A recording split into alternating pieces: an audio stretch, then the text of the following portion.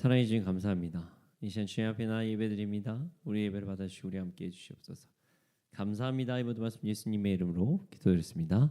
아멘.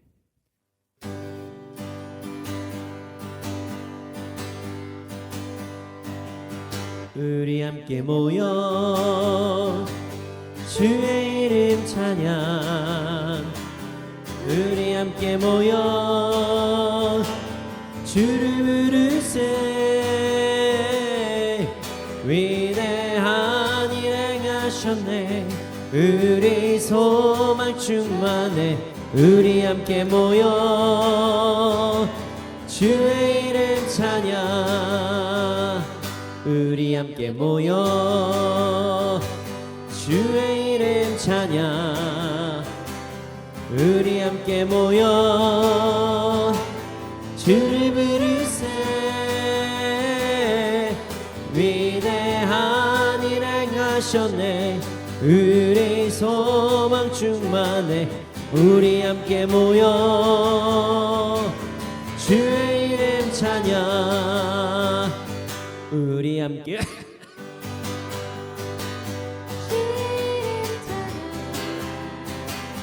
우리 함께 모여 주를 부르세. 위대한 일 행하셨네. 우리 소망 충만해. 우리 함께 모여 주의 이름 찬양, 우리 함께 모여 우리 함께 모여 주의 이름 찬양, 우리 함께 모여 주를 부르세. 위대한 일 행하셨네. 우리 소망 충만해.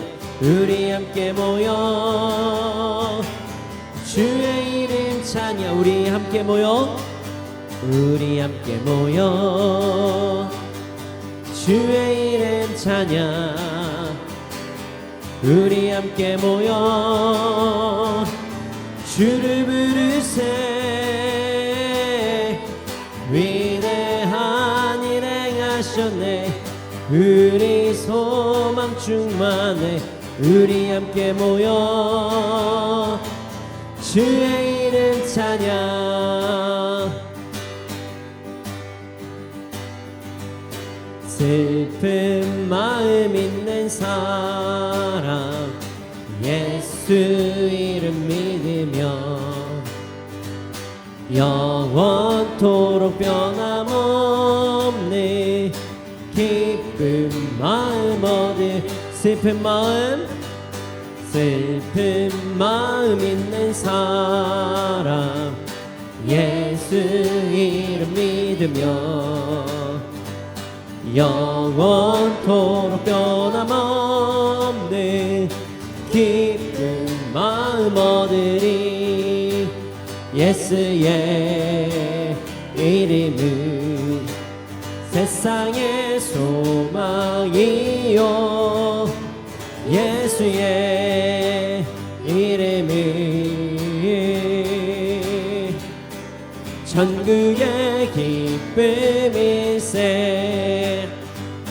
거룩하신 주의 이름 너의 방패 삼아라. 환난 시험 당할 때에 깊게 기도드려라. 예수의 이름은 세상의 소망이요. 예수의 이름은 천국의 존귀하신 주의 이름 우리 기쁨 되도다. 주의 품에 안길 때에 기뻐 찬송 부르리. 예수의 이름은 세상의 소망이요. 예수의 이름은 천국의 기쁨일세. 우리 갈 길 나가는 예 보좌 앞에 나가 왕의 왕께 경배하며 멸류관을 드리리. 예수의 이름은 세상의 소망이요. 예수의 이름은 천국의 기쁨이. 슬픈 마음 있는 사람 예수 이름 믿으며 영원토록 변함없는 기쁜 마음 얻으리. 예수의 이름은 세상의 소망이요. 예수의 이름은 전국의 기쁨일세. 거룩하신 주의 이름 너의 방패 삼아라. 환난 시험 당할 때에 주께 기도드려라. 예수의 이름은 세상의 소망이요. 예수의 이름은 전국의 기쁨일세. 존귀하신 주의 이름 우리 기쁨되도다. 주의 품에 안길 때에 기뻐 찬송 부르리. 예수의 이름은 세상의 소망이요. 예수의 이름은 전국의 기쁨일세. 우리 갈 길 나가는 예 보좌 앞에 나가 왕의 왕께 경배하며 멸류관을 드리리. 예수의 이름은 세상의 소망이요. 예수의 이름은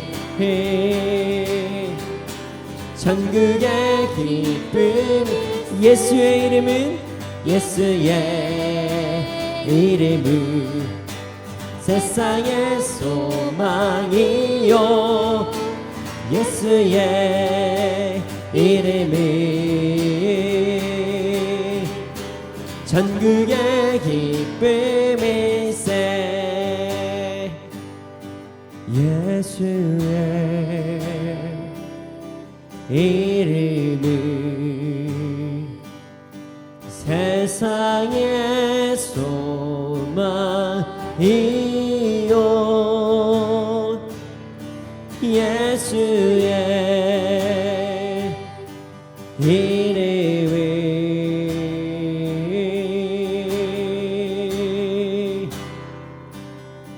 천국의 기쁨일세. 나는 내 마음의 복음이 흥했던 곳에서 다시 아버지를 만나고 주님 내 마음의 연약한 눈물의 끝에서 또 나를 반겨주시네. 나는 내 마음의 복음이 흥했던 곳에서 다시 아버지를 만나고 주님 내 마음의 연약한 눈물의 끝에서 또 나를 반겨주시네.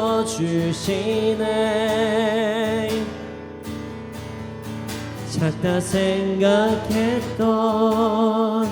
그의 부르심 다시 나를 회복해 하시네. 다시 일어나 주를 예배함이 내 모든 기쁨이 되리. 그의 기쁨 되어 삶의 모든 순간을 주께 다 내어드리리. 나는 내 마음의 복음이 나는 내 마음의 복음이 흥했던 곳에서 다시 아버지를 만나고 주님 내 마음의 연약한 눈물의 끝에서 또 나를 반겨주시네.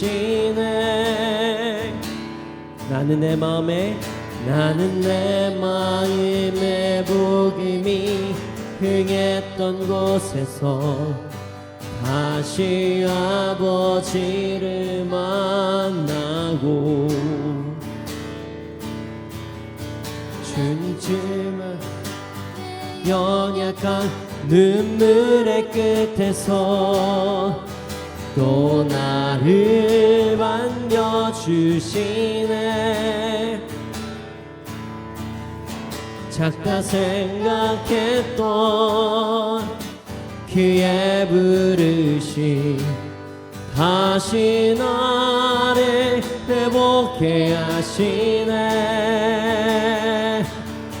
다시 일어나 주를 예배함이 내 모든 기쁨이 되리. 그의 기쁨 되어 삶의 모든 순간을 주께 다 내어드리. 다시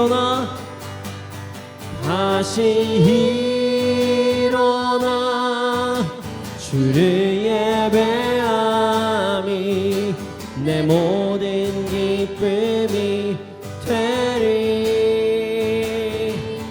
그의 기쁨 되어 삶의 모든 순간을 주께 다 내어드리리. 삶을 살다 보면은 내가 갑자기 되게 작게 느껴질 때가 있습니다. 내가 하는 것이 되게 작게 느껴질 때가 있고, 내가 이 길이 맞나라는 생각도 막 들 때도 있고, 내가 잘 가고 있나라는 생각이 들 때도 있고, 너무 어렵다, 난 너무 약하다라는 생각이 들 때도 있고, 하나님께서 분명히 나에게 주신 사명이 있는 것 같은데 뭔지 잘 모르겠다라는 생각이 들 때도 있고, 아니면 사명을 받았음에도 불구하고 그 사명이 너무 작아서 이게 내 사명이 맞나라는 생각이 들 때도 있습니다.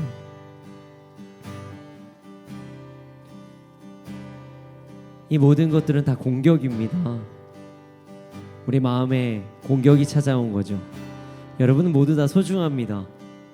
여러분은 예수의 피의 값으로 구원을 얻은 자들입니다. 하나님께서는 여러분들을 모두 소중하게 생각하시고 모두 사랑하십니다. 하나님께서 여러분에게 아주 작은 것에 비전을 주셨다고 생각하는 그런 마음이 있다면 그 모든 것들을 다 내려놓기를 소원합니다.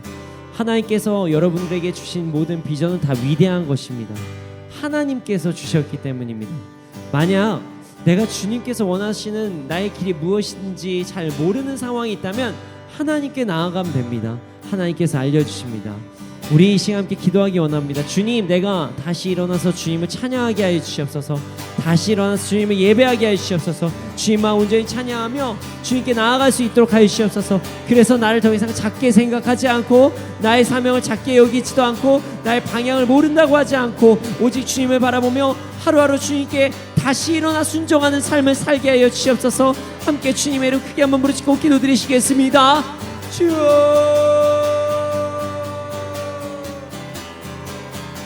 주님, 우리가 다시 일어나 주께 나아갑니다. 작아 보이는 내가 하나님의 사랑받는 하나님의 소중한 자녀라는 사실을 잊지 않게 하여 주시옵소서. 아버지, 아버지, 아버지, 아버지, 아버지, 아버지, 아버지, 아버지, 아버지, 아버지, 아버지, 우리에게 사랑을 덮어주시고 우리에게 다시금 일어날 수 있는 힘을 주시고 우리에게 비전을 주시고 우리에게 사명을 주시고 내 사명에 대한 프라이드를 주시고 우리가 그래서 온전히 주님께 나아가고 다시 일어나 달려나갈 수 있도록 하여 주시옵소서. 이 시간 그리스도 예수의 이름으로 기도하노니 우리가 주님께 나아가는 것을 방금 모든 악한 것들을 떠나갈지어다, 떠나갈지어다, 떠나갈지어다. 오,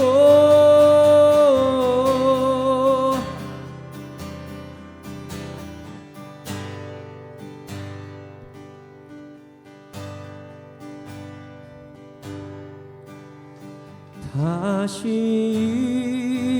일어나 주를 예배함이 내 모든 기쁨이 되리. 그의 기쁨 되어 삶의 모든 순간을 주께 다 내어드리리. 찬양하라 내 영혼아, 찬양하라 내 영혼아. 내 속에 있는 것들아 다 찬양하라.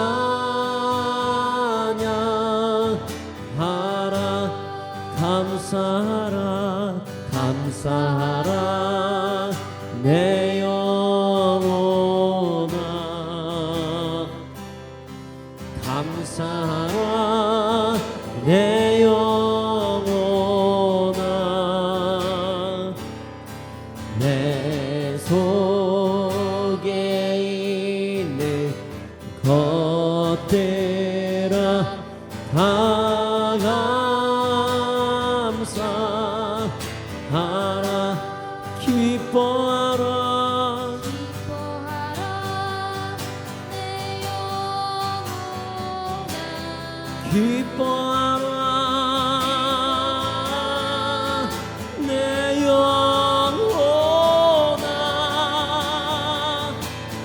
내 속에 있는 것들아 다 기뻐. 찬양하라, 찬양하라 내 영혼아. 찬양하라 내 영혼아. 내 속에 있는 것들아 다 찬양. 주님께 감사하라, 감사하라 내 영혼. 감사하라 내 영혼아. 감사하라 내 영혼. 내 속에 있는 내 속에 있는 것들아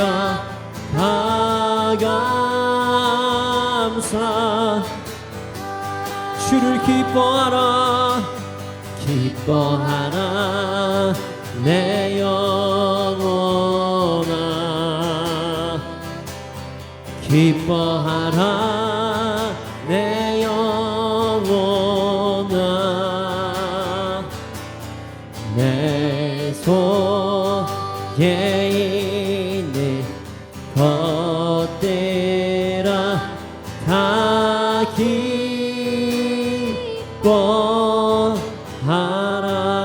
찬양하라 찬양하라 내 영혼아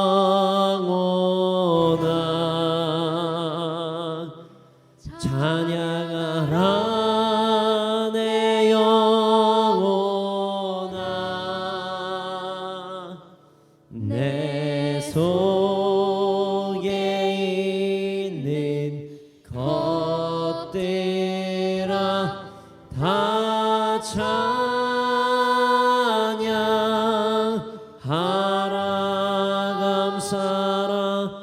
감사하라 내 영혼아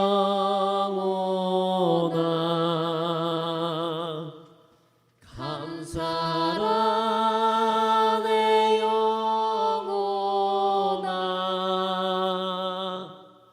내 속에 있는 것들아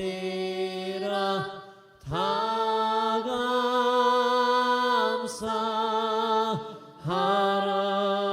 감사하라 기뻐하라 내 영혼아 기뻐하라 내 영혼아 내 속에 있는 것들아 다 기뻐하라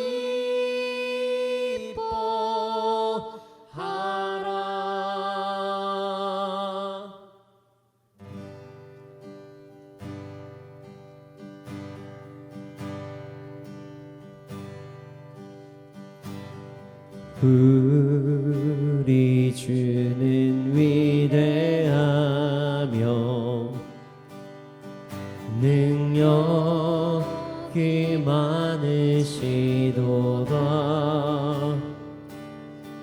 그의 지혜 무궁하며 인자는 영원하도다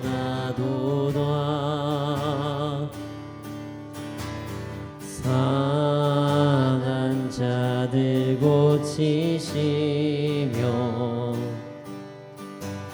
상처를 싸매시도다 별들의 수를 세시며 이름을 붙이셨도다 그가 구름으로 하늘을 덮으시며 땅을 위하여 비 준비하시니 그가 구름으로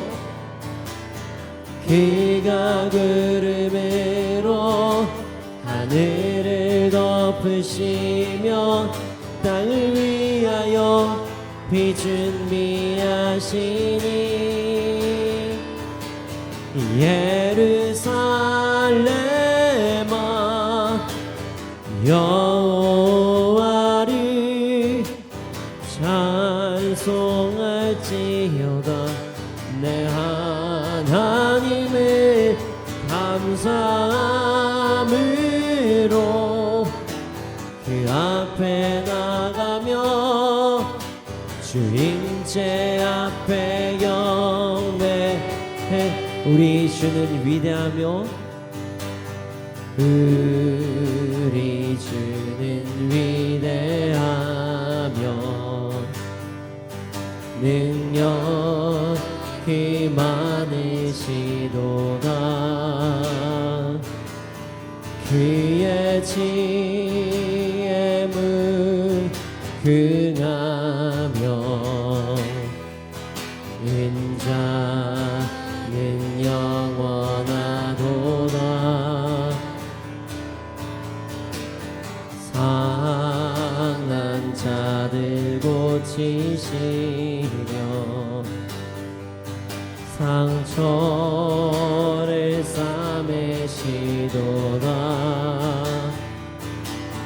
별들의 수를 세시며 이름을 붙이셨도다. 그가 구름으로 하늘을 덮으시며 땅을 위하여 비 준비하시. 그가 구름으로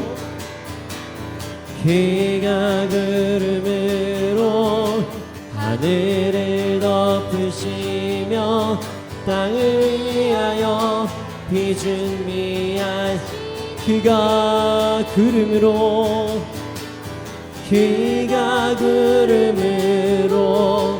하늘을 덮으시며 땅을 위하여 비 준비하시니. 예루살렘아 여호와를 찬송할지어다. 내 하나님을 감사함으로 그 앞에 나가며 주임제 앞에 내 예루살렘아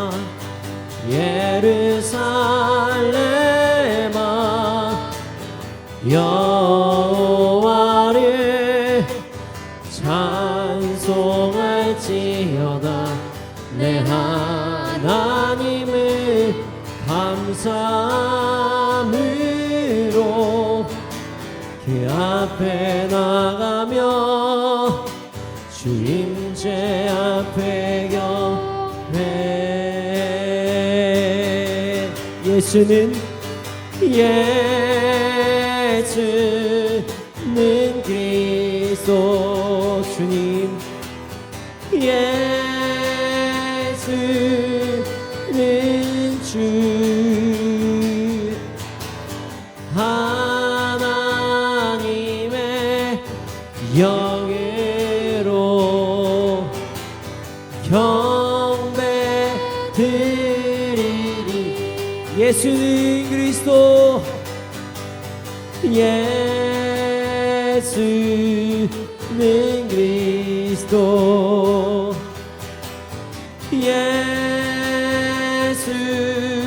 예수는 주 하나님의 영으로 경배드리리. 지존하신 주님 이름 앞에 지존하신 주님 이름 앞에 모든 무릎 꿇고 다 경배. 거룩하신 주님 보좌 앞에 엎드려 절하세. 예수는 그리스도 주님. 예수는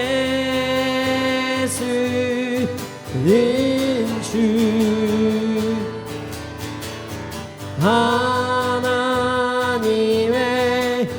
영으로 경배드리리. 이 시간 함께 기도드리시겠습니다. 성령이 우리 가운데 임재해 주시고 우리 함께 해주시옵소서. 우리가 아버지 하나님 주님 온전히 예배드리며 나아갈 수 있도록 해주시옵소서. 이 시간 예배를 위하여 주님의 이름을 크게 한번 부르시고 기도드리시겠습니다. 주 예배합니다. 예배합니다. 예배합니다. 주를 예배합니다.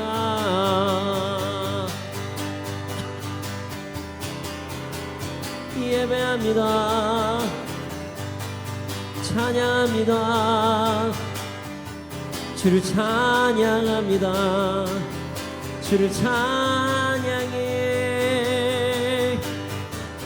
찬양합니다. 찬양합니다. 찬양합니다. 예배합니다. 예배합니다. 오 주님, 오 주님. 사랑의 주님, 우리가 주님 앞에 나와 찬양할 수 있도록 하시면 오늘 감사합니다. 우리의 찬양을 받아주시면 감사합니다. 우리 영광 받아주시옵소서. 주의 말씀 시간입니다. 말씀을 통해서 우리의 삶 변화되게 해주시고 우리를 인도하여 주시옵소서. 감사합니다. 이 모든 말씀 예수님의 이름으로 기도드렸습니다. 아멘.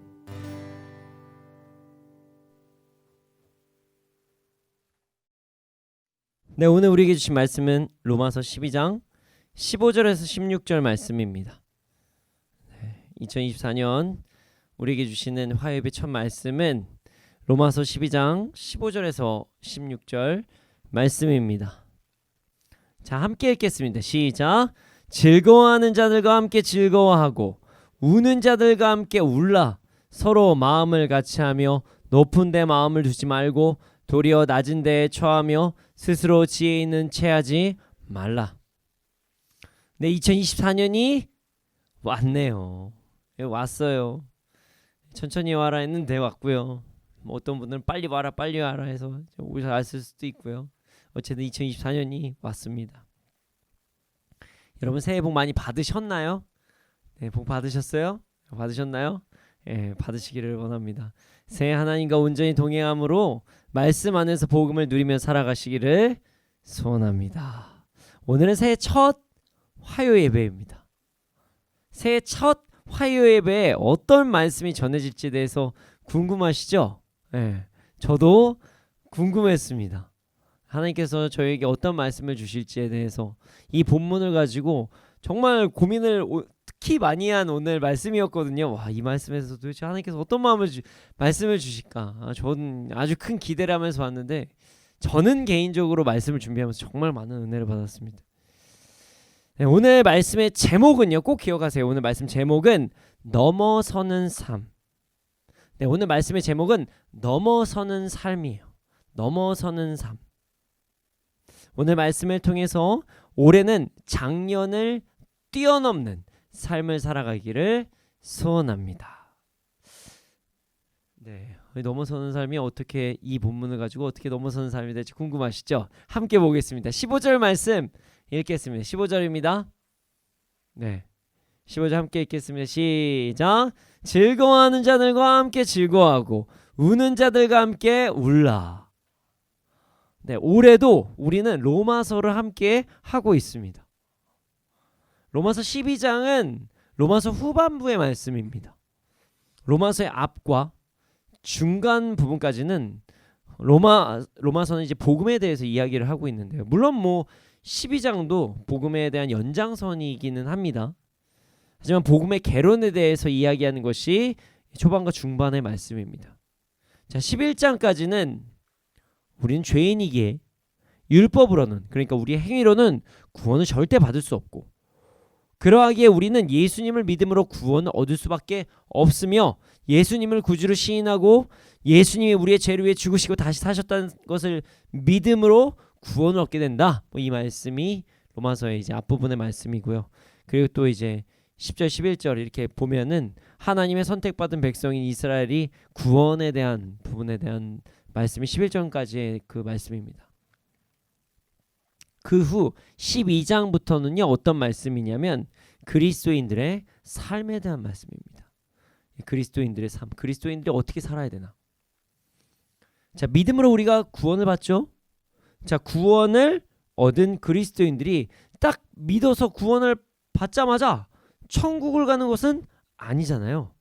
그러니까 이 땅에서 살아가는 시간이 필요합니다.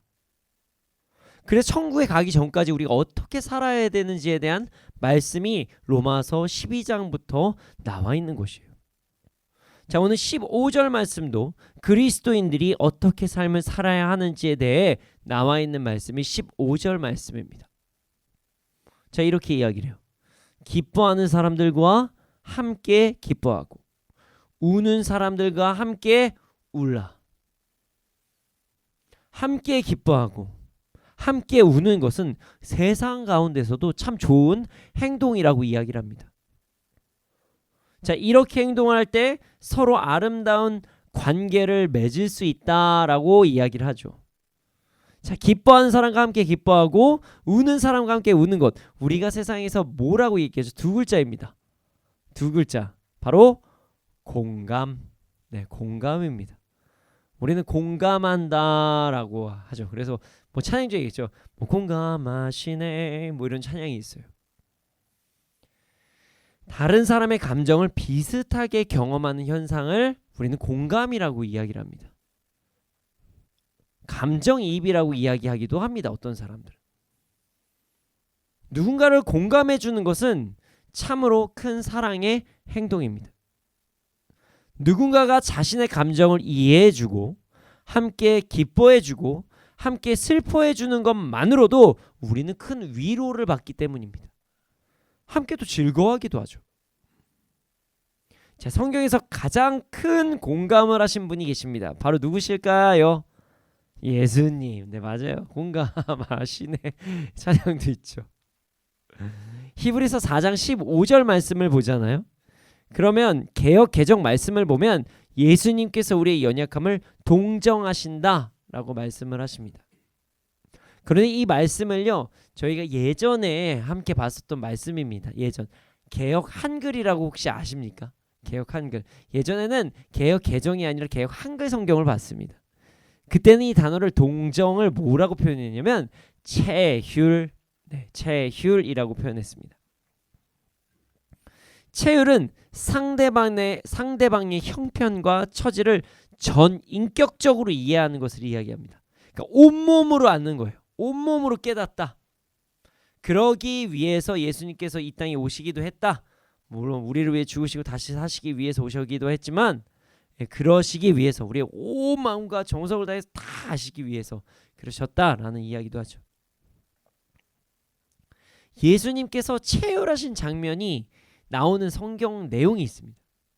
자, 어디냐면 나사로가 죽었을 때입니다. 자, 많은 사람들이 예수님께서 나사로가 죽었다는 소식을 예수님께 나사로가 죽었다는 소식을 전합니다. 자, 나사로의 장례식장에 가신 예수님께서 함께 우십니다. 예수님께서 함께 우셨어요. 근데 이 부분을 많은 사람들이 이해를 못합니다. 성경을 읽고 있는 많은 우리 크리스찬들까지도 예수님 왜 우시지? 라는 고민을 할 때가 있어요. 뭐 이런 부분 때문이죠. 뭐 이런 거죠. 아, 어차피 다시 살릴 것이면서 뭐 굳이 우실 필요가 있나? 아니, 왜 살리시는데 왜 우시지? 결과적으로 보면은 그럴 수 있죠. 그러나 예수님께서는 사람들이 마음 아파하는 모습에 마음 아파하신 거예요. 나사로를 정말 사랑하셨기 때문에 우셨던 거예요. 예수님께서는 나사로를 살리실 계획이 이미 있으셨지만 나사로의 죽음에 슬퍼한 자들과 함께 슬퍼해 주신 것이에요. 이것이 바로 체휼, 이것이 바로 공감, 이것이 바로 동정입니다. 그렇습니다. 15절의 말씀, 함께 기뻐하고 함께 울라고 하신 것은 예수님의 마음으로 공감하라고 말씀하신 것입니다. 여기서 중요한 게 있습니다. 예수님의 마음으로 공감하라.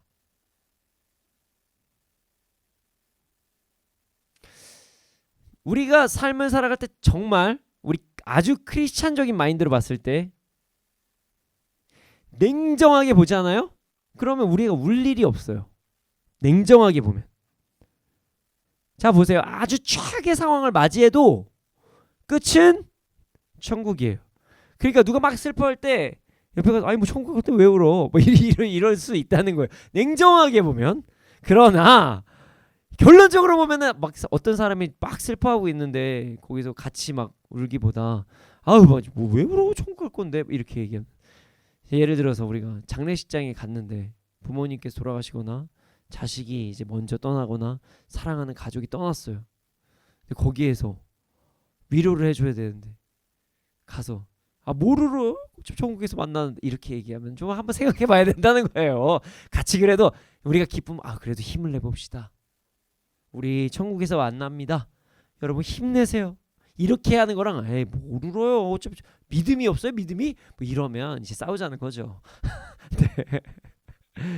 예, 정말 믿음이 강하신 분들 계실 수도 있지만 그 상황에서 이별이라는 아픔이 있기 때문에 천국에서 당연히 만나겠지만, 예수님을 믿으시는 분이라면 천국에서 만나겠지만 그래도 함께 공감해 줘야 된다는 것을 절대로 잊지 말아야 됩니다.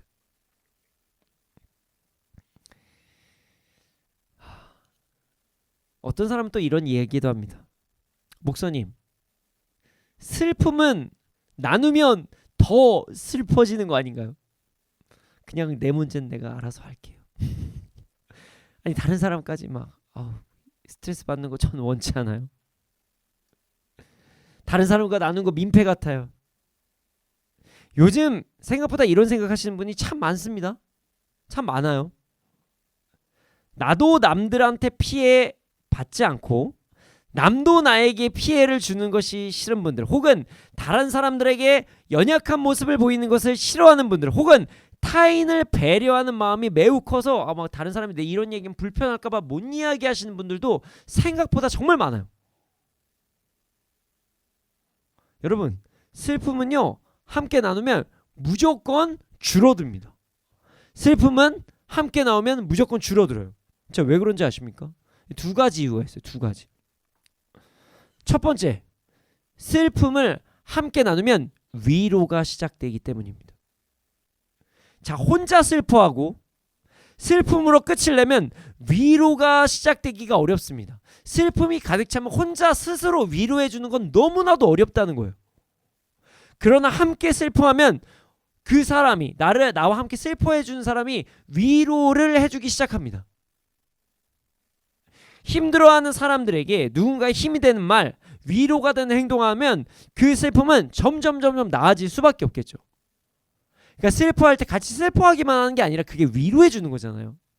위로를 해주기 때문에 점점 더 나아지는 것입니다. 새로운 전환점이 생겨서 나아진다는 것입니다. 네, 여기까지는 세상적으로 봐도 괜찮은 것. 네, 세상적으로. 네. 근데 우리 크리스찬들에게는 두 번째 것이 추가돼서 있어요. 첫 번째는 이렇게 모든 일반 은총이라 그래야 되나요? 나누면 그냥 위로가 되니까. 두 번째, 슬픔을 나누면 우리가 슬픔이 점점 사라진다는 이유의 두 번째가 있습니다. 기독교인들만이 할 수 있는 방법, 무엇일까요? 바로 기도입니다. 기도. 자, 누군가가 슬퍼할 때 그를 위해 우리는 도고기도 해줄 수 있습니다. 자, 과거에는 도고기도라는 단어를 중보기도로 그런 단어로 사용을 했습니다. 근데 요즘에는 도고기도가 아니라 중보기도로 이야기를 하고 있습니다. 왜냐하면 진정한 중보자는 오직 예수 그리스도만이 가능하시다는 이유로 요즘은 도고기도라는 말을 더 사용하자 이렇게 추세를 하고 있죠. 이게 맞는 말이에요. 왜냐하면 중보라는 뜻이 적대적인 관계에서 화해시키는 일을 하다, 이런 뜻이거든요. 자, 그러면 누군가를 화해시키는 일은 하나님과 우리 사이에 어떤 화해시키는 일을 하는 게 다른 사람이 하는 게 아니라 예수님이 하는 거잖아요. 그러다 보니까 진정한 중보자는 예수님이셔서 도고기도라는 말을 사용하는 것이 더 성경적으로 옳다 해서 지금은 도고기도라는 말을 더 많이 사용하고 있습니다. 왜냐면 이제 도고라는 뜻은 타인을 위해 간청하다, 이런 뜻을 가지고 있거든요. 여러분 정말 슬프잖아요. 내 안에 정말 우울감이 막 찾아오고 정말 힘들면 기도가 안 나와요. 이거 경험해 보신 분이 있으실 수도 있을 거예요. 진짜 사람이 바닥까지 떨어지잖아요. 부르짖어야 되는데 여기서 기도가 팍 막힙니다. 제가 그 하반신 마비로 있을 때 처음에 딱 그 결과 받고 말을 못 하고 막 힘든 상황에 있을 때 저는 기도를 할 줄 알았거든요. 진짜 안 나와요. 이렇게 더 이상 안 나와요. 이것까지밖에 안 돼요. 진짜 안 돼요. 그리고 그럴수록 살려달라고 기도를 해야 되는데 하나님 저 진짜 고쳐주셔야 돼요 이래야 되는데 뭔가 자포자기해서 그냥 멍하게만 있어요. 제가 주님 만나기 전에 완전 그 애영가였거든요. 꿈에서 담배 피는 꿈만 꾸더라고요. 담배 한 담배 피우고 싶다. 진짜 답답해 죽겠다. 제가 전도사 때 일입니다. 진짜 사람이 극한의 상황에 가니까 기도가 안 나와요. 이때 다른 누군가가 나와 같이 슬퍼하면서 나를 위해 기도해 준다면 그 사람은 일어날 수 있습니다. 하나님께서 응답해 주실 거예요. 도고 기도의 힘은 아주 강합니다. 그래서 우리는 함께 슬퍼하는 것입니다. 슬퍼하는 자를 위해 슬퍼하며 기도해야 하기 때문입니다. 예수님께서 나사로가 죽었대 하고 끝나셨나요? 아니요. 가셔서 선포하셨어요. 우리도 예수님처럼 예수님의 이름으로 기도하는 거예요. 기도해 주는 겁니다.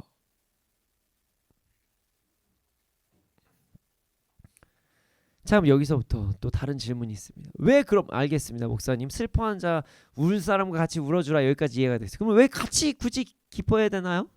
기쁨을 왜 같이 굳이 나눠야 되나요? 그냥 나 혼자 그냥 그냥 축제를 벌이면서 나 혼자 그냥 조용히 파티하면 좋을 텐데 왜 같이 할까요? 여러분 다른 사람과 함께 기뻐하는 행동을 뭐라고 하는지 아십니까? 한국말로는 잔치, 영어로는 파티입니다. 파티예요. 파티를 왜 벌려요? 여러분 사람들은 파티를 좋아합니다. 파티를 좋아하는 이유가 뭔지 아십니까? 그들 안에 파티에 대한 좋은 습관이 있습니다. 그들도 모르게 파티를 좋아하는 습관이 있어요. 파티의 근원적인 파티가 무엇인지 아십니까? 바로 예배입니다. 예배예요. 주님과 함께하는 잔치 바로 예배가 파티입니다. 천국의 잔치라고 이야기를 해요. 그렇습니다. 사람들은요 그들이 파티를 왜 좋아하는지도 모르지만 파티를 좋아해요. 사람들 불러 모아서 파티를 합니다. 왜냐하면은 그들 안에 하나님을 찬양하고자 하는 습성이 있기 때문입니다. 그래서 파티를 하는 거예요. 자, 그럼 이렇게 해보죠. 함께 기뻐할 때 주님을 높이면 그 순간 예배가 됩니다. 사람들이 함께 주 안에서 기뻐하면 그것은 천국의 잔치, 예배가 되는 거예요. 그러하기 때문에 우리는 주 안에서 함께 기뻐해야 됩니다. 언제나 어느 때 예배가 될 수 있어요. 기뻐할 때.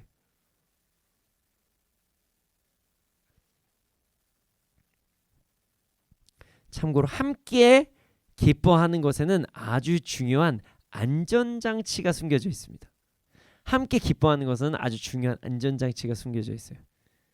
자, 그것은 바로 무엇이냐면 만약에 말씀에 근거하여 기뻐하지 않아야 될 상황에 누군가 말씀을 알지 못해 기뻐하고 있다면 그리스도인들은 어떤 행동을 취할까요?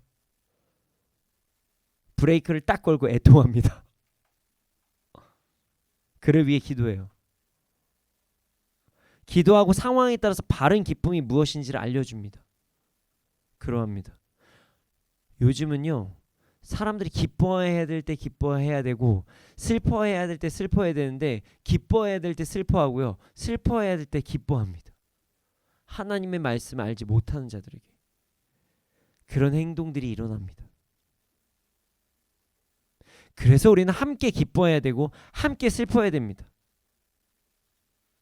예를 들어서 하나님께서 우리에게 예비한 것이 있어서 광야의 길을 주실 때가 있어요. 근데 영적으로 깨어있는 사람이나 하나님 앞에서 바로 선 자들은 그런 것이 보일 때가 있거든요. 와, 이 사람 이제 곧 축제가 벌어지겠구나. 하나님의 예비하심이 들어가겠구나. 이제 그러기 때문에 훈련을 받는구나. 훈련이 받을 때 속상할 수 있지만 기뻐해야 되거든요. 아, 그때가 왔다. 그러니까 그때는 기뻐해야 될 때라고 가르쳐주는 것입니다. 그리고 함께 기뻐하게 해야 돼요. 자, 반대 이야기도 하겠습니다. 슬퍼해야 될 때가 있어요. 어떤 사람이 환락 파티를 엽니다. 자신의 어떤 쾌락을 위해서 파티를 열어요. 그 안에서 죄들이 난무합니다. 그리고 즐거워합니다. 뭔지도 모르는 이유로 막 파티를 해요. 분명히 죄를 지면서 막 즐거워합니다. 그때 우리는 애통해야 됩니다. 그 파티를 중단시킬 수 있도록 해야 됩니다. 그렇기 때문에 우리가 함께 기뻐하고 함께 슬퍼한다는 것은 하나님의 말씀 안에서 그들이 바른 기쁨과 바른 슬픔을 찾을 수 있도록 하는 안정장치도 포함이 되어 있다는 사실을 잊지 말아야 됩니다. 우리 모두 참된 기쁨에 기뻐하고 참된 슬픔에 슬퍼해야 된다는 사실을 절대로 잊지 않는 우리가 되기를 소원합니다. 자, 16절 말씀 함께 보겠습니다. 16절입니다. 16절 말씀 함께 보겠습니다. 함께 읽겠습니다. 시작. 서로 마음을 같이하며 높은 데 마음을 두지 말고 도리어 낮은 데에 처하며 스스로 지혜 있는 채 하지 말라. 서로 한 마음이 되고 교만한 마음을 품지 말고 비천한 사람들과 함께 사귀고 스스로 지혜 있는 채 하지 말라. 이렇게 말씀하십니다. 자, 16절 말씀은 15절 말씀과 따로도 볼 수 있지만 공감할 때의 유의사항에 대한 말씀이라고도 볼 수 있습니다. 따로 봐도 참 좋은 말씀이에요. 겸손해라, 교만하지 말라, 스스로 지혜 있는 채 하지 말라. 이렇게만 봐도 너무나도 좋은 말씀이지만 15절과 연관을 해서 보면은 더 묵상해 볼 수 있는 말씀이 됩니다. 자, 먼저 말씀 자체에서 말씀드리면 한 마음을 가지는 것에 대해서는 이미 15절에 이미 말씀드렸죠. 15절에 말씀드렸습니다. 여기서 조금 더 추가하면 한 마음을 가져야 우리는 같은 길로 나아갈 수 있습니다. 자, 한 마음을 가져야 같은 길로 나아갈 수 있습니다. 자, 그렇다면 그 한 마음은 바로 무엇일까요? 바로 예수 그리스도의 마음입니다. 우리는 예수 그리스도의 마음을 품어야 됩니다. 우리는 예수님의 마음을 가지고 함께 나가야 돼요. 한 마음. 그러할 때 이 땅에서도 천국을 누리며 살아갈 수 있습니다. 함께 예수님의 마음을 가지고 나아가더라도 그러하지만 방식에 따라서 조금씩 다른 마음이 들 때도 있거든요. 자, 우리가 예수님의 마음을 가지며 나아가야 된다. 여기까지 다 동의하실 겁니다. 그리스도인이라면. 그런데 방식에 따라서 조금씩 다른 마음이 들 때가 있어요. 죄가 아니지만 선한 마음을 가졌지만 다른 마음을 가질 때도 있어요. 이때도 한 마음을 가져야 돼요. 자, 예를 들어서 이거예요. 자, 중요합니다. 이런 마음이 있을 수가 있어요. 예수님의 마음에서 벗어나지 않지만 이럴 때가 있어요. 자, 오늘 점심에 김치찌개를 먹을까? 된장찌개를 먹을까? 다른 마음이잖아요. 제가 지금 사실 웃으면서 얘기할 수 있는 내용이지만 김치찌개를 먹을까? 된장찌개를 먹을까? 이거 가지고 고민 진짜 많이 합니다.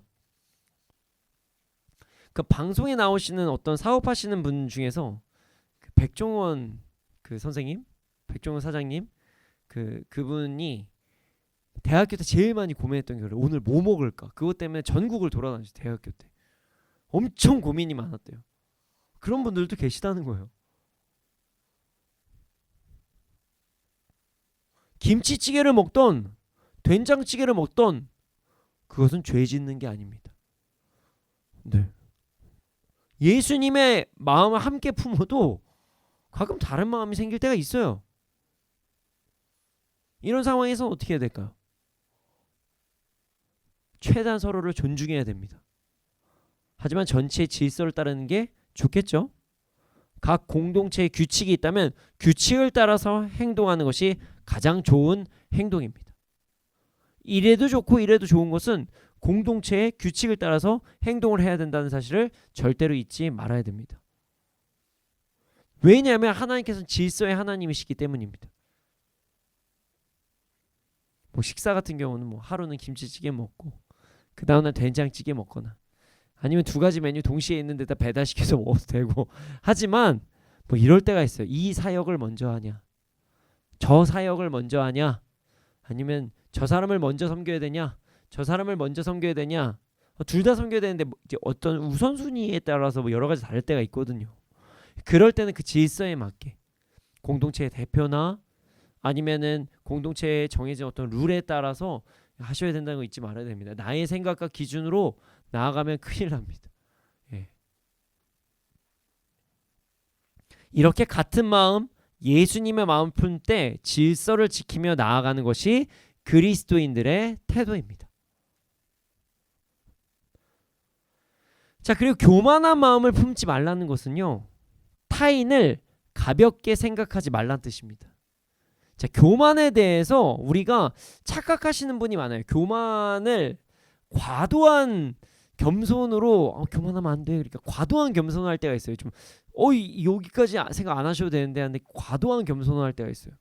자, 많은 그리스도인들이 교만에 대해서 잘못 생각해서 모든 상황을요 잘못하면 하향 평준화할 때가 있어요. 이게 생각보다 이런 일들이 많이 일어납니다. 믿음에 연약한 사람들을 위해서 막 이렇게 얘기하면서 이게 전반적인 상향으로 올라갈 수 있는 것을 다 하향으로 평준화 시킬 때가 있어요. 어쩔 때. 네. 한번 생각해 봐야 됩니다. 좋은 것까지 막 깎아내려요. 예를 들어서 어떤 사람이 신앙이 막 성장하고 있어요. 믿음이 좋아요. 그 사람이 어떤 행동들을 막 합니다. 그럴 때 옆에서 같이 막 칭찬해 주는 분위기가 돼야 되는데 그 사람이 막 조용하게 하는 분위기가 되면 안 돼요. 사실 격려를 해줘야 되거든요.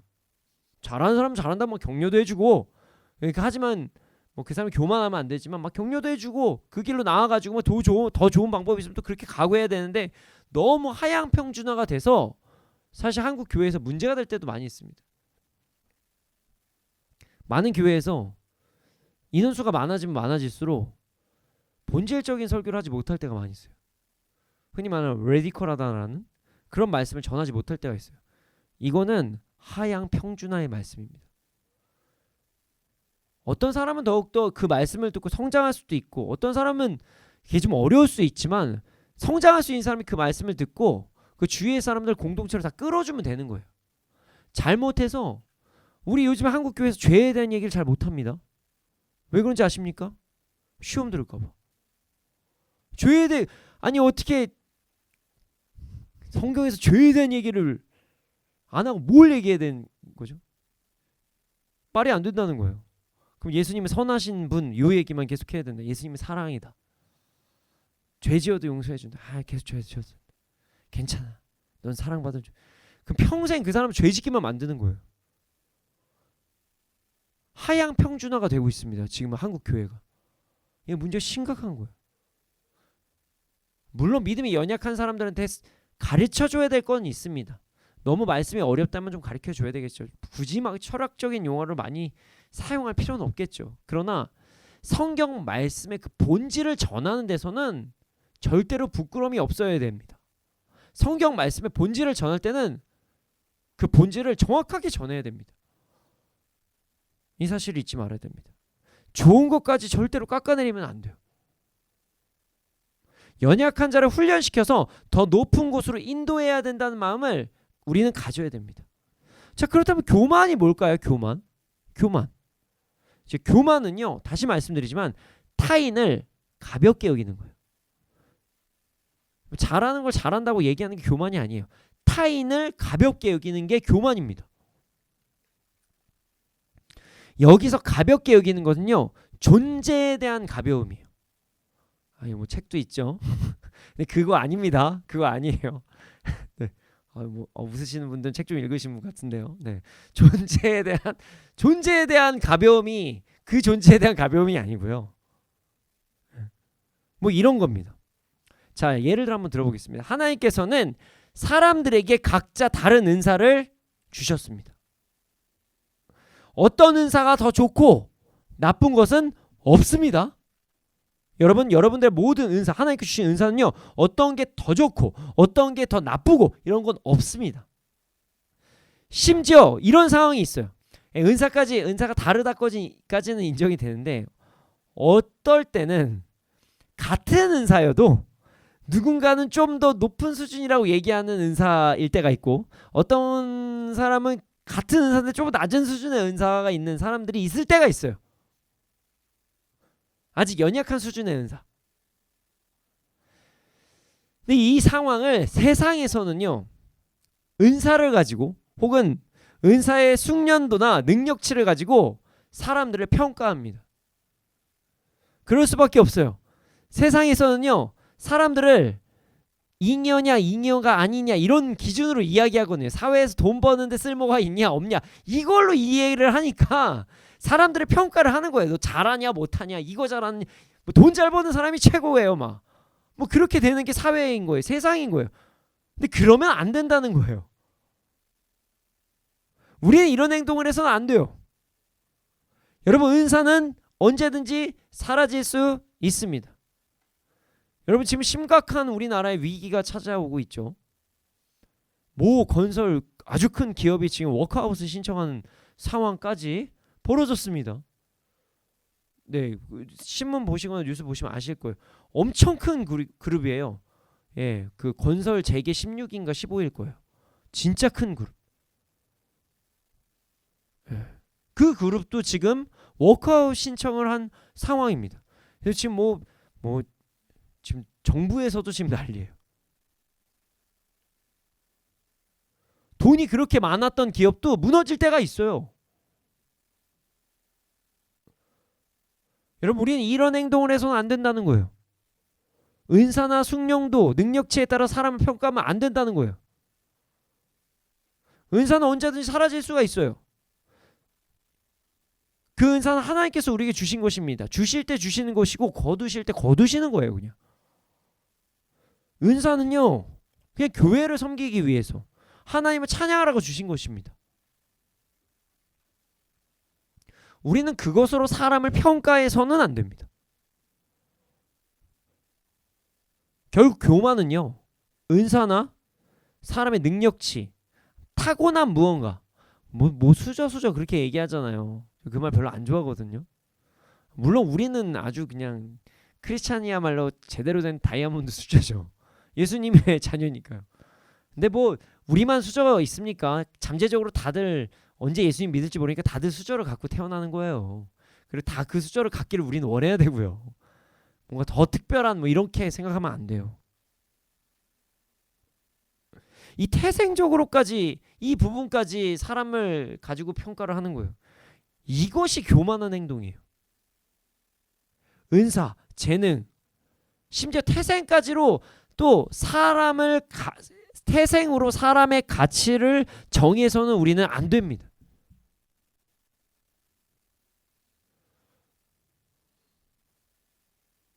우리는 예수 그리스도의 피의 값을 가지고 있는 사람이라는 걸 절대 잊지 말아야 돼요. 우리의 진정한 가치는 어떤 은사, 뭐 경제적인 여유, 집안의 어떤 내력 이런 게 아니라 우리의 정말 가치는 예수 그리스도를 믿음으로써 예수 그리스도의 피의 대가가 우리의 가치라는 사실을 잊지 말아야 돼요. 그리고 심지어 아직 예수님을 안 믿는 사람들은요, 잠재적으로 언제 돌아올지 몰라요. 잠재적인 가치가 있는 사람이에요. 돌아와야죠. 그들도. 그냥 함부로 그들도 평가해서는 안 돼요. 뭐 너무 심각하게 얘기해서 막 안 믿는 사람한테 무슨 뭐 불쏘시개 뭐 이러면 하면 안 돼요. 그들 돌아와야죠. 큰일 날 소리예요. 큰일 날 소리. 데리고 와야죠. 그들을 위해 기도해야죠. 주님 앞에 올 수 있도록. 여러분, 우리는 끝까지 복음 전하기 위해 힘써야 됩니다. 이 사실을 절대로 잊지 말아야 됩니다. 이 사실을 잊으니까 내가 뭘 갖고 있을 때 막 자존감이 높아지고, 내가 무슨 일을 하고 있으면 자존감이 높아지고, 내가 뭔가를 뭐 우리 집안이 어디에 위치돼, 재계순위 몇이 뭐 우리 집안에 뭐 재산이 뭐 몇백억 몇천억 있으면 막 갑자기 자존감이 높아지고, 내가 우리 집에 어디에서 살면 막 자존감이 높아지고, 일단 어이없는 거예요. 말도 안 되는 행동인 거예요. 예, 그러지 마세요. 그러지 마세요. 여러분의 가치는 예수 그리스도의 피의 값입니다. 그건 세상에서나 그런 얘기하는 거예요. 얘는 정신승리도 아니에요. 다 죽어보세요. 아무것도 없어요. 아무것도 없어요. 진짜. 저희 아버지만 봐도 알 수 있습니다. 저희 아버지 돌아가셨거든요. 여러분, 우리의 모든 가치는요, 예수 그리스도의 피의 가치라는 것을 잊지 말아야 됩니다. 그래야 절대로 교만하지 않을 수가 있습니다. 자, 이렇게 되면요, 자연스럽게 어떤 일들이 일어나냐면 비천한 사람과 함께 사귈 수가 있습니다. 이렇게 되면. 그리고 굳이 내가 지혜 있는 척 하지도 않습니다. 지혜 있는 척이 뭐냐면은 내가 지혜 있는 척을 하면 가치가 높아진다고 착각하기 때문이에요. 이미 가치가 높은데. 비천한 사람들과 사귄다는 것은 모든 사람들을 동등하게 볼 때 가능합니다. 여러분, 그것도 안 돼요. 내가 더 높아졌으니까 저 사람들에게 아량을 사실 이것도 아니고요. 동등한 가치예요. 물론 그건 있어요. 신앙이 좀 높은 사람들이 끌어당기기 위해서 잠시 배려하는 건 있지만 저 사람들의 가치가 낮은 건 아니거든요.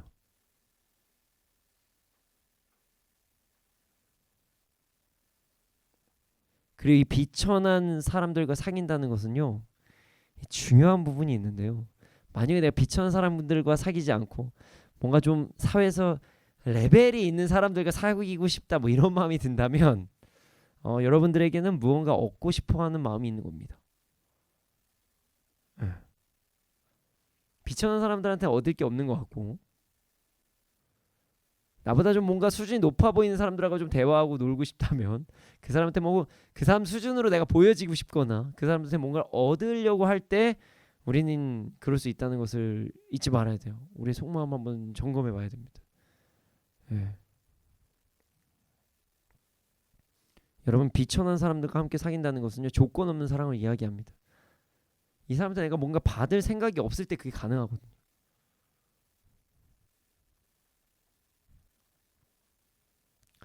제가 좀 옛날에 오해를 받았습니다. 해명을 하고 넘어가야 될 것 같은데요. 제가 워낙 경제적으로 여유가 있는 분이나 경제적으로 여유가 없는 분이나 너무 동일하게 행동을 해서 오히려 경제적인 여유가 좀 있으신 분들이 저한테 상처를 받고 왜 대우를 안 해주시냐 이렇게 얘기해 주신 적이 있으셨는데 좀 그래도 좀 존귀하게, 왜냐면 사회적으로 인지도가 많이 높으신데 제가 그냥 영원 오신 순서대로 제가 그냥 막 효신자들 막 이렇게 대중 수준만 하거나 이래서 좀 그러신 적이 있었는데 제가 진짜 이래서 그런 겁니다. 방송으로 많이 혹시 저한테 상처받는 분들이 계셨다면 전 모든 분들을 그냥 존귀한 겁니다. 그러니까 오해하지 말아주시면 감사하겠습니다. 여러분들이 제가 어떤 차를 타시는지 전 관심이 없고요. 어떤 집을 사시는지 관심은 없는데 제가 관심이 있는 건 여러분은 예수님이 얼마나 중심인지만 좀 관심이 있습니다. 네, 저는 평생 그렇게 살 예정입니다. 그러니까 저한테 오해하지 마시면 다 존귀하는 거니까요. 오해하지 마시기를 소원합니다. 해명을 이 기회에 한번 해야 될 것 같아서. 네.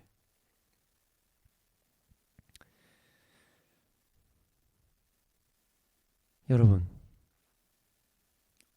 모든 사람의 가치가 예수님의 가치라고 생각하면 우리가 굳이 더 높아질 필요도 없고요. 우리가 굳이 낮아질 필요도 없어요.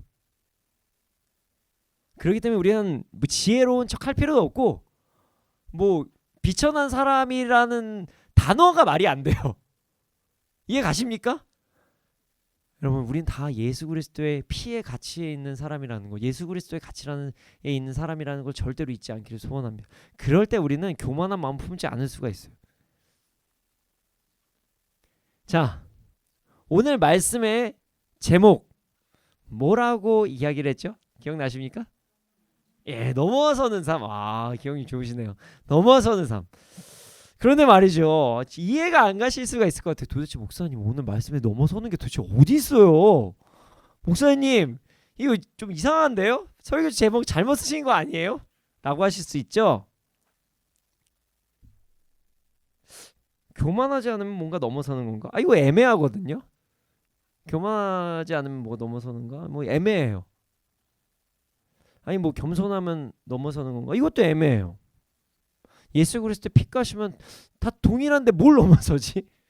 자, 이제부터 제가 넘어선 삶의 비밀을 여러분들에게 말씀드리겠습니다. 15절 말씀을 보면요, 넘어서는 삶에 대해서 알 수 있어요. 자, 15절 말씀에 뭐라고 써 있냐면 함께 기뻐하고 함께 울라.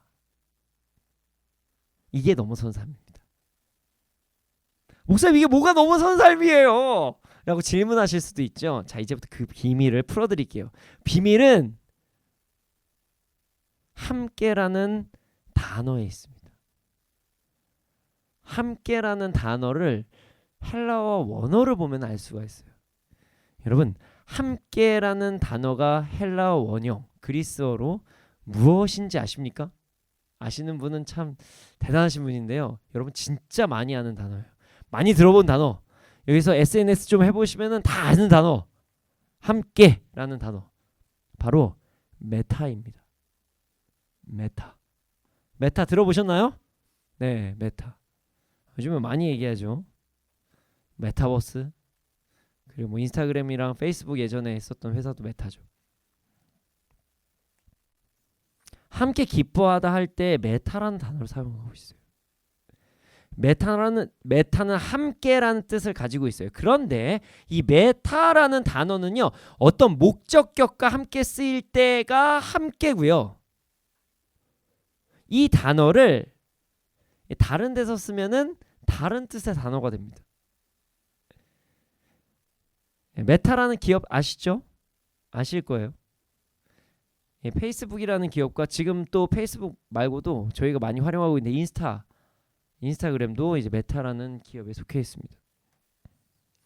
여러분, 이 기업 메타라는 단어, 기업의 이름으로 메타를 왜 사용했는지 아십니까? 메타. 자, 메타라는 단어는요, 어떤 단어 앞에 사용하잖아요. 그럼 무슨 뜻이 되냐면 무엇을 넘어서다. 무엇 다음에 라는 뜻을 가지고 있어요. 자, 메타는 무엇 다음에, 무엇을 넘어서, 더 많은, 뭐 이런 뜻을 가지고 있는 단어가 메타예요. 메타모 이걸 붙이면은 그런 단어가 됩니다. 저기 이제 저희 수원 근처에 메타폴리스도 있죠. 그것을 넘어서는 거예요. 폴리스를 넘어서는. 거기에 많은 기업들이 있는 거죠. 뭐 상업지구가 막 형성이 된다고 하고. 다음 시대를 도약하는 기업이 되겠다는 뜻인 거예요. 이 기업은. 메타버스 들어보셨나요? 메타버스? 예, 메타와 유니버스를 합친 단어입니다. 여러 세계, 다음 세계라는 가상 세계를 뜻하는 단어이죠. 결국 메타라는 단어는요, 무언가를 넘어서는, 무언가를 도약하는 이라는 뜻을 가지고 있는 거예요. 여러분, 우리 메타를 기억하면 2023년을 넘어서는 삶을 살 수가 있습니다. 자, 메타. 함께하면 넘어설 수 있다는 거예요.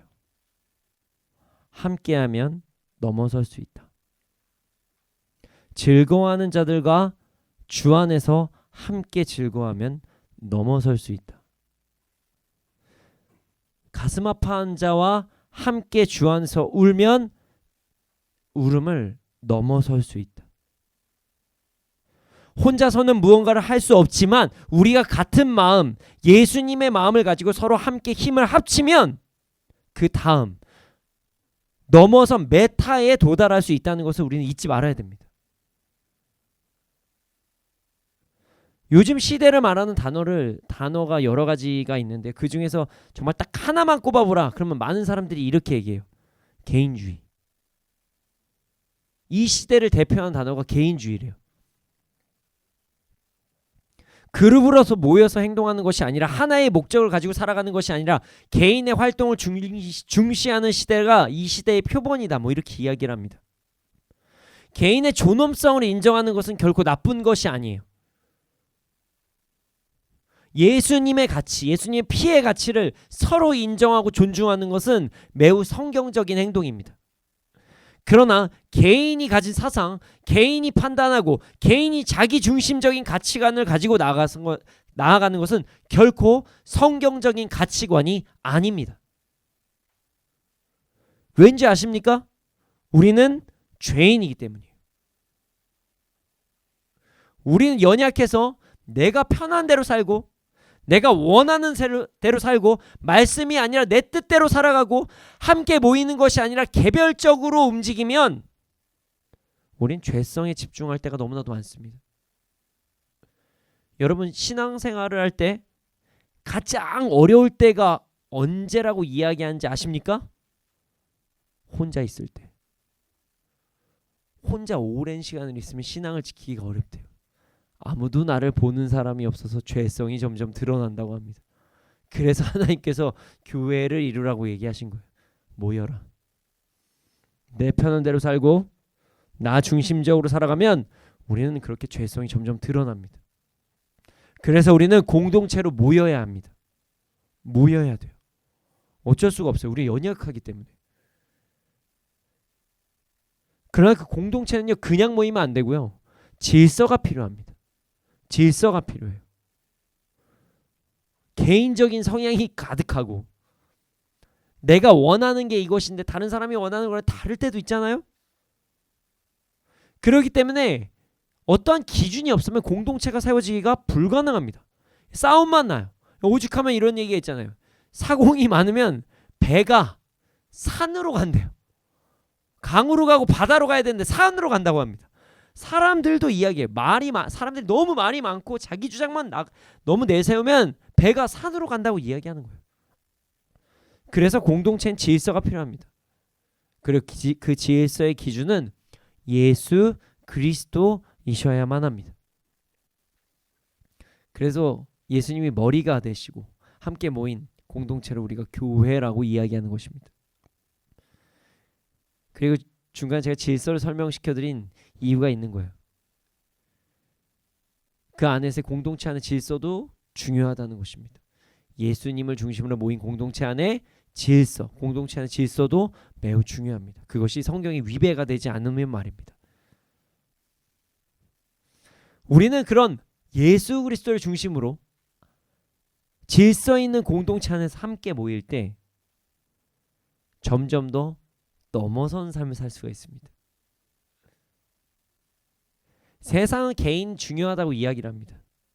물론 개인 한 명 한 명의 가치는 중요합니다. 개인의 존엄성, 가치 너무나도 중요한 것이 사실이지만 우리는 공동체로 모여야만 합니다. 왜냐하면 우리는 너무 연약해요. 모일 때 예수님을 중심으로 모여야만 합니다. 사실 나의 연약함을 사람들한테 드러내는 건 정말 어려워요. 드러내려고 할 때 내 자존감이 막 떨어지는 것 같고 내가 비천한 자가 되는 것 같고 근데 그 모든 것들은 사단의 유혹과 속삭임입니다. 왜냐하면 우리는 값어치 자체가 예수 그리스도의 핏값이기 때문입니다. 우리가 가끔 연약한 모습이 있을 때도 여러분들은 예수님의 핏값입니다. 우리가 분명히 교만해 보일 만한 상황이 있어도 여러분들은 다른 사람을 절대로 무시해서는 안 됩니다. 그런 아름다운 공동체를 이룰 때 우리는 그 다음을 넘어서는 삶을 살아갈 수가 있습니다. 여러분 예수님을 중심으로 함께 우리는 모여야만 합니다. 그러할 때 참된 메타를 이룰 수가 있습니다. 어제보다 나은 내일을 살아갈 수 있다는 것입니다.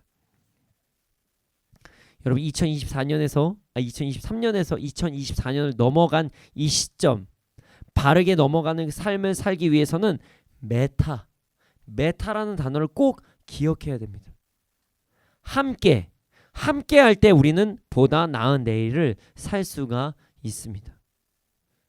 그리고 여기서 중요한 것은 그냥 함께가 아니라 예수 그리스도를 중심으로 질서에 맞게 함께 할 때 더 나은 내일을 꿈꿀 수 있습니다. 우리 모두 주 안에서 함께 모임으로 함께 메타함으로 2023년을 넘어서 2023년을 넘어서는 2024년을 살아가는 우리가 되기를 소원합니다. 아멘. 이 시간 함께 찬양하기를 원합니다.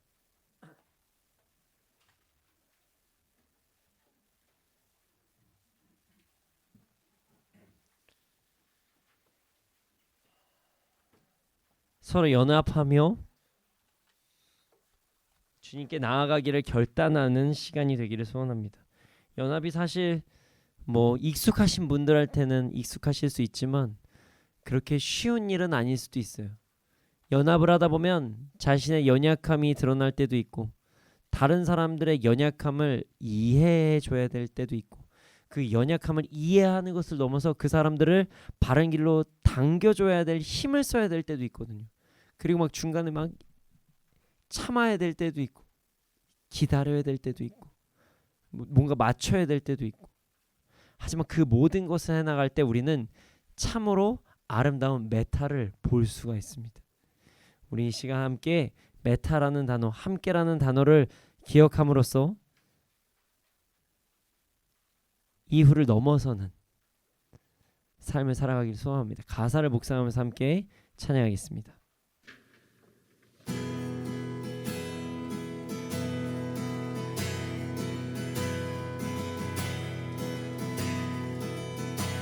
그 선한 힘에 고요히 감싸며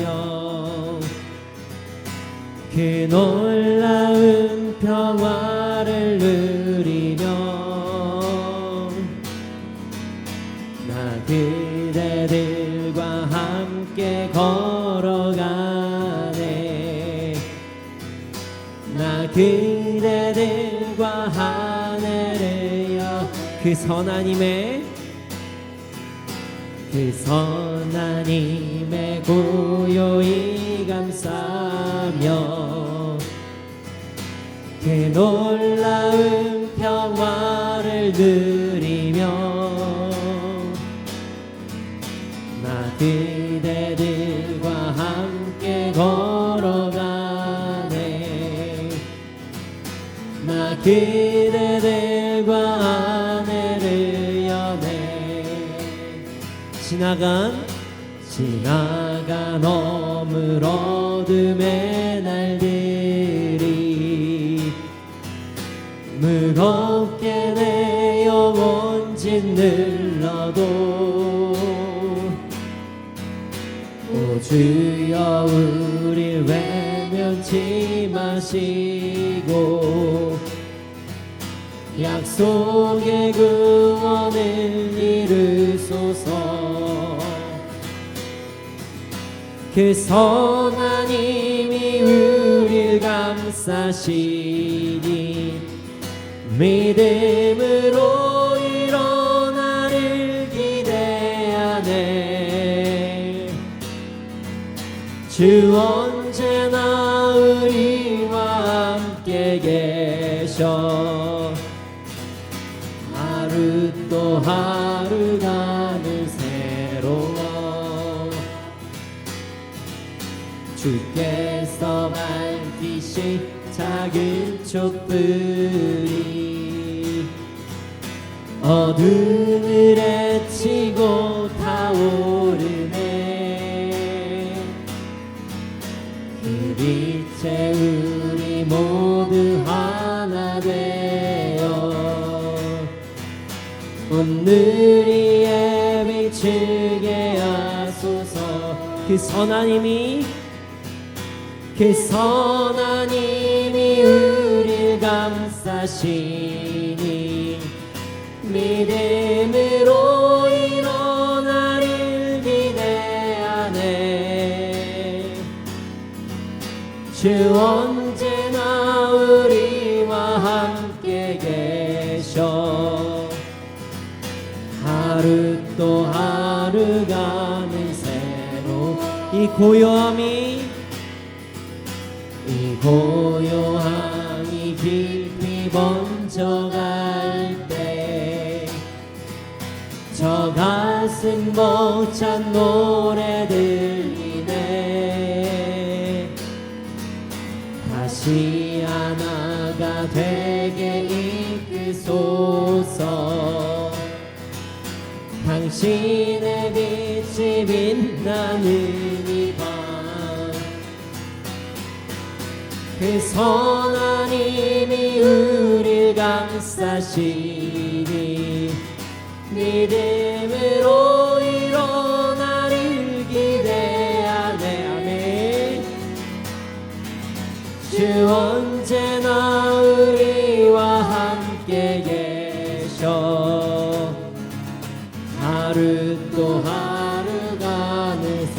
그 선한 힘이 우릴 감싸시니 믿음으로 일어나릴 기대하네. 주 언제나 우리와 함께 계셔. 하루 또 하루가는 새로워. 주님, 우리가 주 안에서 함께 모이는 삶을 살아가게 하여 주시옵소서. 함께 모여 주님을 찬양하고 이전보다 더 나은 삶을 살아가게 하여 주시옵소서. 그래야 2024년에는 더 풍성한 은혜를 누리며 살아가게 하여 주시옵소서. 이 시간 주님의 이름을 크게 한번 부르짖고 기도드리시겠습니다. 주여, 주님, 아버지 하나님, 이 시간 역사하여 주시옵소서. 우리가 아버지 하나님 메타라는 말씀을 기억하고 아버지 저희가 하나가 될 수 있도록 하여 주시옵소서. 오 주님, 넘어가기 위해서는 하나가 되어야 된다는 사실을 아버지 잊지 않게 해주시옵소서. 그리고 하나가 된다는 것은 주 안에서 하나가 되어야 된다는 사실을 잊지 않게 해주시옵소서. 아버지 그리스도 안에서 하나가 되어서 우리가 아버지 이전보다 너무나 나은 예수 그리스도를 본받는 삶을 살게 하여 주시옵소서. 오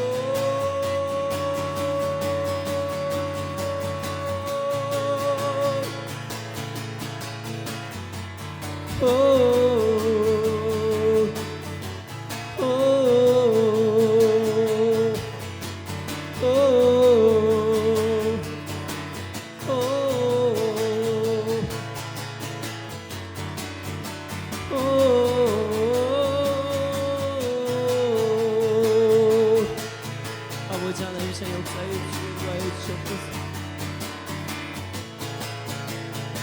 아버지 하나님 제 역사에 주시옵소서.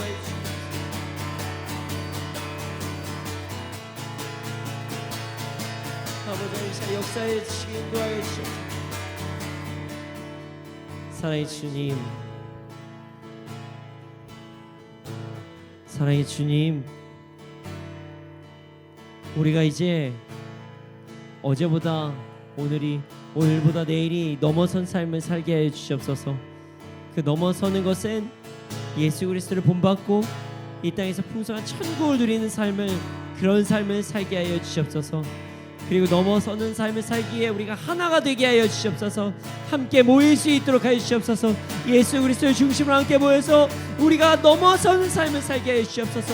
우리 안에 있는 개인적인 이기주의가 사라지게 하여 주시고, 우리 안에 있는 아버지 하나님 지극히 정말 타인을 배려하지 않는 모든 마음들이 사라지게 하여 주시고, 우리 안에 공동체를 방해하는 모든 마음들이 사라지게 하여 주시옵소서. 그래서 더욱더 하나가 되어서 아버지 하나님 더욱더 주님을 찬양하며 나아가게 하여 주시옵소서. 그래서 이 땅에서 진짜 정말 기쁨의 천국을 누리게 하여 주시옵소서. 주님, 우리는 연약합니다. 그래서 이렇게 살아가기 위해선 하나님께 주신 능력이 필요합니다. 우리에게 능력을 더해 주시고 인도하여 주시옵소서. 감사합니다. 그렇게 될 줄로 믿습니다. 이 모든 말씀 예수님의 이름으로 기도드렸습니다. 아멘. 주님 드려진 예물이 있습니다. 이 예물이 쓰여진 곳곳마다 30배, 60배, 100배 열매가 일어나게 하여 주시옵소서. 지금은 우리 구주 예수 그리스도의 은혜와 하나님의 크신 사랑과 성령님의 감화 감동하신 그 역사하심이 언제나 어느 때나 함께 모여 어제보다 오늘보다 넘어서는 예수 그리스도를 본받는 삶을 살아가는 자들의 머리 위에 이 나라 이 민족 가운데 지금부터 영원토록 함께 있을지어다. 아멘.